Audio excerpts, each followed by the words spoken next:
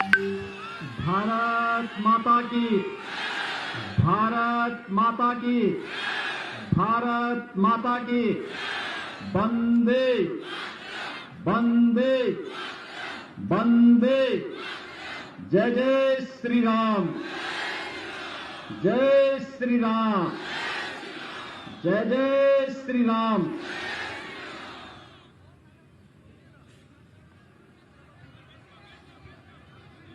सरदे राईस, सरदे आई हकल, बाई हकल, सरदे देवता हकल, भाई हकल, मोर हेवा ग्रहण करीबो। आरु लोगोते आगंतुक रोगाली बिहुर ओ लोग ग्रहण करीबो। मंच पर आसीन भारतीय जनता पार्टी के राष्ट्रीय महासचिव और माननीय सांसद श्री दिलीप सेकिया जी, जिलाध्यक्ष श्रीमान अनूप देव जी, होजाई विधानसभा क्षेत्र से लोकप्रिय प्रत्याशी श्रीमान रामकृष्ण घोष जी, लालडेंग विधानसभा क्षेत्र से प्रत्याशी श्री शिवू मिश्रा जी, भारतीय जनता पार्टी के स्टेट एग्जीक्यूटिव मेंबर श्री उत्तम दास जी, समीर चक्रवर्ती जी, अर्जुन मजूमदार जी, सुशील दत्त जी, रमाबाला देवी जी, मंडल के सभी अध्यक्षगण और भारी संख्या में उपस्थित होजाई विधानसभा क्षेत्र से जुड़े हुए मेरे सभी भाइयों बहनों, मैं रामकृष्ण की धरती से आपके इस पावन धरती पर उपस्थित हुआ हूं।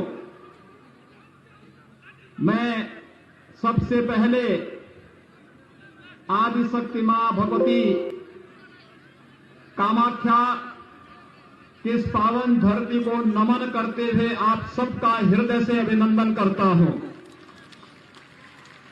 भाइयों बहनों, महाबाहु ब्रह्मपुत्र को नमन करता हूं। भारत की लाल नदी के रूप में विख्यात और असम के सुख दुख, समृद्धि और यहां की सभ्यता संस्कृति की वाहक महाबाहु ब्रह्मपुत्र, जो यहां के सपनों को, यहां की आकांक्षाओं को और असम की सच्चाई का संवाहक भी है, इन सब की प्रतीक महाबाहु ब्रह्मपुत्र को नमन करते हुए भारत रत्न भूपेन हजारिका ने अपने एक प्रसिद्ध गीत में महाबाहु ब्रह्मपुत्र महामिलनोर तीर्थ, इस भाव के साथ इसकी महिमा का गान किया है। यह ब्रह्मपुत्र और इसके तट के लोगों के महामिलन का तीर्थ है असम, और इसलिए असम की इस धरती को मैं कोटि कोटि नमन करते हुए आप सबका हृदय से अभिनंदन करता हूं, आप सबका मैं स्वागत करता हूं। हमारे लिए ये बहुत प्रसन्नता का विषय है कि धरती शंकर देव की भी धरती है। भारत के सांस्कृतिक राष्ट्रवाद के परम पुरोधाओं में से शंकर देव रहे हैं। शंकर देव के कारण ये धरती बच पाई थी, अन्यथा कांग्रेस की अगर कूटनीति चलती और कांग्रेस का षड्यंत्र सफल होता तो यह धरती भी उसी प्रकार से भारत के लिए खतरा पैदा कर देती, जैसे घुसपैठियों ने बहुत सारे क्षेत्रों में कांग्रेस की तुष्टीकरण के नाते आज राष्ट्रीय सुरक्षा के लिए खतरा पैदा कर दिया था। लेकिन मैं उस महापुरुष को आदर करता हूं, सम्मान करता हूं, जिन्होंने राष्ट्रवाद की अलग जगा करके उस कालखंड में इस धरती को सुरक्षित रखने में अपना योगदान दिया था। शंकर देव के, श्रीमान शंकर देव की इस धरती को मैं कोटि कोटि नमन करते हुए भारत के सांस्कृतिक राष्ट्रवाद के उस महापुरुष के प्रति विनम्र श्रद्धांजलि भी अर्पित करता हूं। भाइयों बहनों, शंकर देव ने हमें, श्रीमान शंकर देव ने हमें घुसपैठ की समस्या के प्रति सचेत किया था और इसीलिए कांग्रेस शंकर देव को कभी बर्दाश्त नहीं कर पाई, क्योंकि कांग्रेस की नीति विकास नहीं, कांग्रेस की नीति समृद्धि नहीं, कांग्रेस की नीति आप सबकी खुशहाली कभी नहीं रही। उसकी नीति तुष्टीकरण की नीति थी, एन केन प्रकारेण सत्ता प्राप्त करने की नीति थी और उसकी कीमत एक लंबे समय तक असम वासियों को चुकानी पड़ी थी, उग्रवाद के रूप में, अलगाववाद के रूप में। मैं अभिनंदन करूंगा आप सबका कि आपने पिछली बार भी भारतीय जनता पार्टी को समर्थन देकर के आदरणीय प्रधानमंत्री नरेंद्र मोदी जी के नेतृत्व पर विश्वास किया था और श्री सर्वानंद सोनोवाल को असम का मुख्यमंत्री बनाया। और आज एक बार फिर से मैं आपका आह्वान करने के लिए आया हूं। मैं आपका असम वासियों का अभिनंदन करता हूं कि लोकसभा चुनाव में आपने फिर से प्रधानमंत्री मोदी जी पर विश्वास किया और भारतीय जनता पार्टी को असम वासियों ने भारी समर्थन देकर के अपना योगदान दिया और आज प्रधानमंत्री मोदी जी देश के अंदर भारत को एक यशस्वी नेतृत्व प्रदान कर रहे हैं। आपने देखा होगा मोदी जी की नीतियों में न जाति का, न क्षेत्र का, न भाषा का, भारत के किसी नागरिक के साथ कोई भेदभाव नहीं, विकास सबका, सबका साथ, सबका विकास, सबका विश्वास के भाव के साथ सरकार कार्य कर रही है। लेकिन तुष्टीकरण किसी का नहीं, इस भाव के साथ कार्य करने की भारतीय जनता पार्टी की, मोदी जी के नेतृत्व की सरकार का यह कार्य आज भारत को विकास की एक नई ऊंचाइयों पर पहुंचा रहा है। भाइयों बहनों, हमारा पूर्वोत्तर भारत विकास की आस देखता रहता था। पूर्वोत्तर भारत का अपेक्षित विकास नहीं हो पाता था क्योंकि सरकार के एजेंडे में, पिछली सरकारों के एजेंडे में कभी पूर्वोत्तर भारत नहीं था। लेकिन प्रधानमंत्री मोदी जी ने लुक ईस्ट नीति को ही लागू नहीं किया, बल्कि लुक एक्ट ईस्ट नीति के तहत प्रत्येक मंत्री को यह बाध्यकारी किया, उस सप्ताह में एक दिन कम से कम वह पूर्वोत्तर के राज्यों में बिताएगा और अपने विभाग के, अपने मंत्रालय की नीतियों की समीक्षा करेगा, जमीन पर जाएगा, गरीबों को शासन की योजनाओं का लाभ कितना मिल रहा है और नागरिकों को कितना मिल रहा है, इसका अवलोकन करेगा और फिर उसकी स्वयं समीक्षा प्रधानमंत्री मोदी जी के द्वारा किया जा रहा है। आज उसका परिणाम असम समेत पूरा पूर्वोत्तर भारत अष्ट सिद्धि के रूप में 8 राज्य विकास की जिन नई ऊंचाइयों को छूते हुए दिखाई दे रहे हैं, ये सचमुच अभिनंदनीय है। मैं प्रधानमंत्री मोदी जी का इसके लिए हृदय से अभिनंदन करता हूं, उनका स्वागत करता हूं। भाइयों बहनों, जब यशस्वी नेतृत्व किसी देश को प्राप्त होता है तो हर एक क्षेत्र में देश को यशस्वी नेतृत्व प्रदान करता है। विगत 1 वर्ष पूरी दुनिया के लिए, पूरे भारत के लिए कोरोना की महामारी के रहे हैं। आपने देखा होगा कोरोना महामारी के कारण प्रधानमंत्री मोदी जी के नेतृत्व में जो पूरे देश के अंदर एक विश्वास जागृत हुआ, गरीबों को मुफ्त में खाद्यान्न उपलब्ध कराना प्रधानमंत्री कल्याण गरीब पैकेज के माध्यम से और आत्मनिर्भर भारत की जिस परिकल्पना को साकार किया है प्रधानमंत्री मोदी जी ने, आज वह एक नए भारत भव्य भारत की तस्वीर हम सबके सामने प्रस्तुत करता है, जो भारत दुनिया की एक महाताकत बनने की ओर अग्रसर है।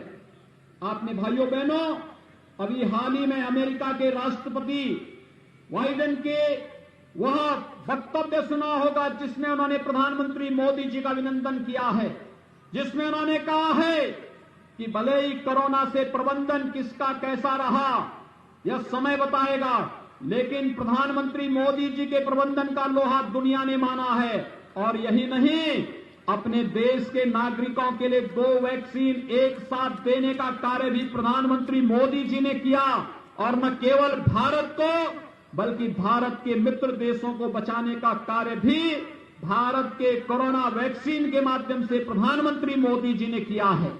भाइयों बहनों, आज एक बार फिर से हम सबको मोदी जी के नेतृत्व में जैसे कोरोना प्रबंधन का बेहतरीन कार्य भारत के अंदर हुआ है, वैसे ही हम लोगों को एक बार फिर से न केवल कोरोना के खिलाफ इस लड़ाई को जीत के अंतिम लक्ष्य तक पहुंचाना है, बल्कि कोरोना के खिलाफ जैसे विजयी असम के लोग बने हैं, ऐसे ही इस चुनाव में भी, विधानसभा के चुनाव में भी हम सबको भारतीय जनता पार्टी के नेतृत्व में, प्रधानमंत्री नरेंद्र मोदी जी के नेतृत्व में जो कार्य पूरे देश के अंदर चल रहे हैं, डबल इंजन की सरकार के लिए असम के अंदर भारतीय जनता पार्टी आवश्यक है। यही आह्वान करने के लिए आज मैं आप सबके बीच में यहां पर उपस्थित हुआ हूं। भाइयों बहनों, मेरे लिए यह धरती इसलिए भी अत्यंत पूज्य है क्योंकि इस धरती ने महान साहित्यकार दिए हैं। पद्मकांत नाथ इसी धरती में पैदा हुए थे। असमी साहित्य के महान साहित्यकार थे। डॉक्टर सर्बानंद देव गोस्वामी और खेल जगत से जुड़े हुए कमल दत्त होजाई भी इसी धरती पर पैदा हुए थे। हम सबको अपनी विभूतियों पर गौरव की अनुभूति करनी चाहिए। इन्होंने देश और दुनिया के अंदर न केवल होजाई का बल्कि असम के नाम को एक नई ऊंचाई देने का कार्य किया था। और इन विभूतियों के कारण ही आज असम अपनी सभ्यता, अपनी संस्कृति, अपनी परंपरा, अपनी समृद्धि और यहां का नौजवान अपनी ऊर्जा और अपनी ओजस्विता के लिए देश और दुनिया में पूरे सम्मान के साथ आज उसे हर जगह सम्मान प्राप्त हो रहा है। इसके पीछे इस धरती पर पैदा होने वाले महापुरुषों का योगदान रहा है। और भाइयों बहनों, इसीलिए आज एक बार फिर से मैं आप सबका आह्वान करने के लिए आया हूं। यह देश वर्तमान में प्रधानमंत्री मोदी जी के नेतृत्व में जिस मजबूती के साथ आगे बढ़ रहा है, आपने देखा होगा विगत 6 वर्षों के दौरान प्रधानमंत्री मोदी जी के नेतृत्व में भारतीय जनता पार्टी की सरकार ने विकास की योजनाओं को हर एक नागरिक तक पहुंचाने में किसी प्रकार की कोई कोताही नहीं की। हमने किसी की जाति, किसी का मत, किसी का मजहब, किसी की क्षेत्र, किसी की भाषा को नहीं देखा। हमने तो कहा सबका साथ, सबका विकास। प्रधानमंत्री आवास सबको मिलेगा। उज्ज्वला योजना में रसोई गैस का कनेक्शन सबको प्राप्त होगा। उजाला योजना के अंतर्गत एलईडी बल्ब ये सबको प्राप्त होगा। सौभाग्य योजना के माध्यम से हर घर बिजली देने का काम होगा। और जल जीवन मिशन के अंतर्गत हर घर नल के माध्यम से सबको शुद्ध पेयजल की आपूर्ति करने का कार्य भी करेंगे। यह प्रधानमंत्री मोदी जी ने किया। आयुष्मान भारत के अंदर हर नागरिक को 5 लाख रुपए की स्वास्थ्य बीमा का कवर देने का कार्य भी करेंगे। और प्रधानमंत्री कृषि सिंचाई योजना के माध्यम से हर खेत को पानी पहुंचाने का कार्य भी करेंगे।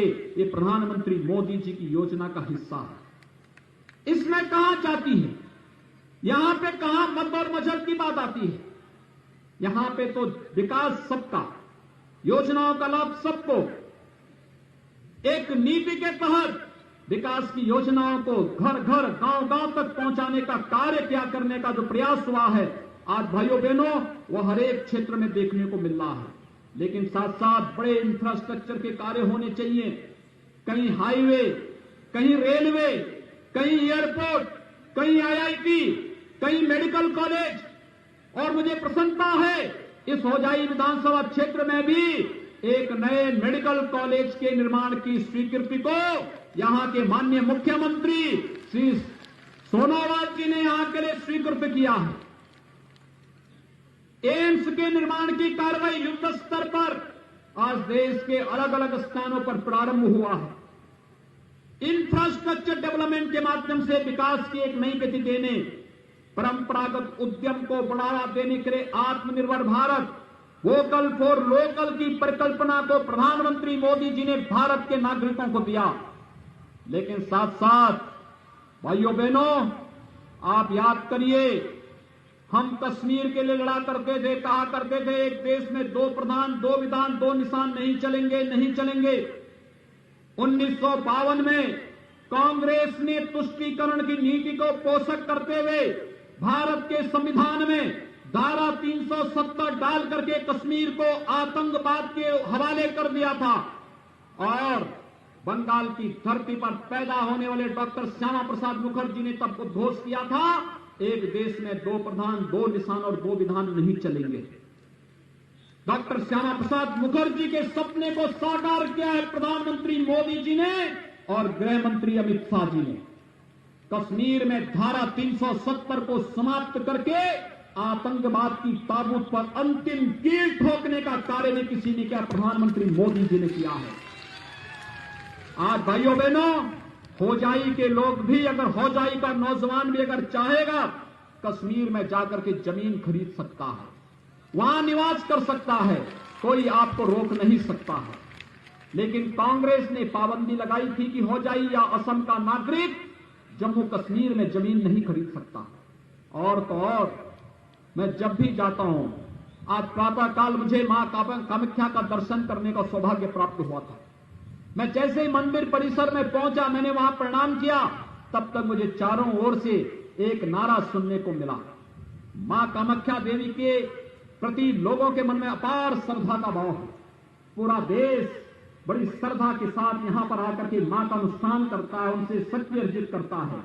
लेकिन साथ साथ जैसे मंदिर परिसर में गया था, मुझे एक ही आवाज सुनाई दी थी और हर एक मुंह से, बच्चे हो, नौजवान हो, महिलाएं हो, पुरुष हो, बुजुर्ग हो, किसी भी उम्र का व्यक्ति एक ही बात कहता था, जय श्री राम, जय श्री राम का।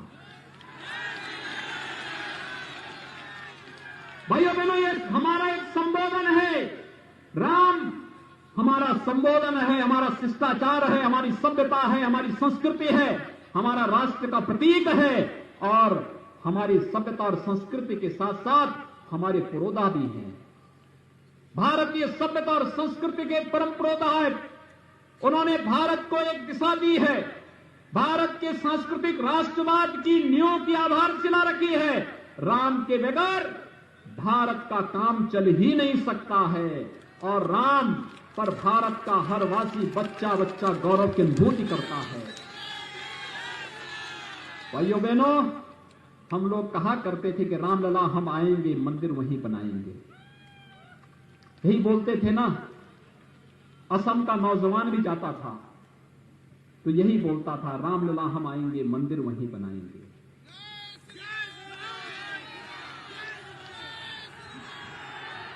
लेकिन इस सपने को साकार किया है, इस सपने को भी साकार किया है प्रधानमंत्री मोदी जी के नेतृत्व में। भारतीय जनता पार्टी की सरकार ने सारी बाधाओं को दूर करके आज अयोध्या में भगवान राम का भव्य मंदिर के निर्माण का कार्य युद्ध स्तर पर प्रारंभ हो चुका है। और मैं अभिनंदन करूंगा असम वासियों का कि भाइयों बहनों, अभी राम मंदिर निर्माण के लिए जो निधि समर्पण की योजना थी, उसमें असम के नागरिकों ने भी बहुत अच्छा योगदान किया है। मैं इसके लिए आपका अभिनंदन करता हूं, आपका आभार व्यक्त करता हूं।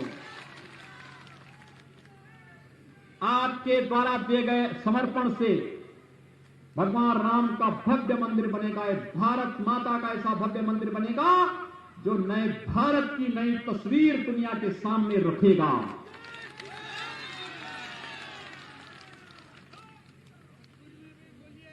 प्रधानमंत्री मोदी जी के नेतृत्व में ट्रिपल तलाक पर भी पूरी तरह पाबंदी लगा दी गई है।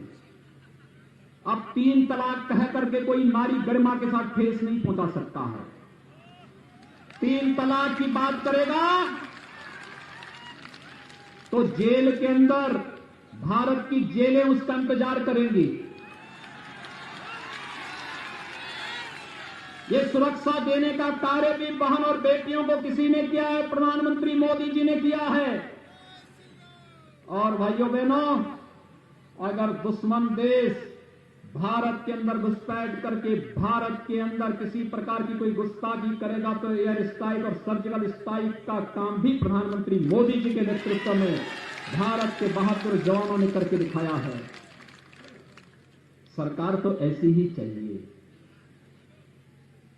जो विकास भी करा सके, समृद्धि भी ला सके, नौजवानों के लिए रोजगार भी दे सके, हमारी माताओं बहनों की गरिमा का ख्याल भी रख सके और साथ साथ सभ्यता और संस्कृति की सुरक्षा के साथ ही भारत को परम वैभव तक पहुंचाने के सपने को साकार करके एक भारत श्रेष्ठ भारत की परिकल्पना को साकार कर सके। और यह कार्य प्रधानमंत्री मोदी जी के नेतृत्व में पूरे भारत के अंदर चल रहा है। असम के अंदर सर्बानंद सोनोवाल जी के नेतृत्व में यह कार्य भारतीय जनता पार्टी की सरकार ने पिछले 5 वर्षों के अंदर किया है और अगले 5 वर्ष के लिए आप सबका समर्थन और सहयोग प्राप्त करने के लिए एक बार फिर से हम सब आपके बीच में यहां पर उपस्थित हुए हैं। और इसके लिए मैं आप सबसे आह्वान करूंगा, होजाई से भारतीय जनता पार्टी ने श्री रामकृष्ण घोष को अपना प्रत्याशी बनाकर के आपके बीच में भेजा है और श्री शिबू मिश्रा को लालडिंग से भी भारतीय जनता पार्टी ने अपना प्रत्याशी किया है। भाइयों बहनों, ये दोनों प्रत्याशी हैं, इन दोनों प्रत्याशियों को आपने पहचान लिया है ना? इनको समर्थन देंगे? मेरे साथ हाथ उठा करके बोलेंगे, दोनों हाथ उठा करके, जहां तक मेरी आवाज जा रही है दोनों हाथ उठाएंगे, बोले जय जय श्री राम, जय जय श्री राम, जय जय श्री राम। कमल चुनाव चिन्ह पर भारतीय जनता पार्टी के समर्थन में भारतीय जनता पार्टी के प्रत्याशियों को भारी बहुमत से विजयी बनाने की अपील करते हुए मैं आप सबका अभिनंदन करता हूं। धन्यवाद। जय श्री राम।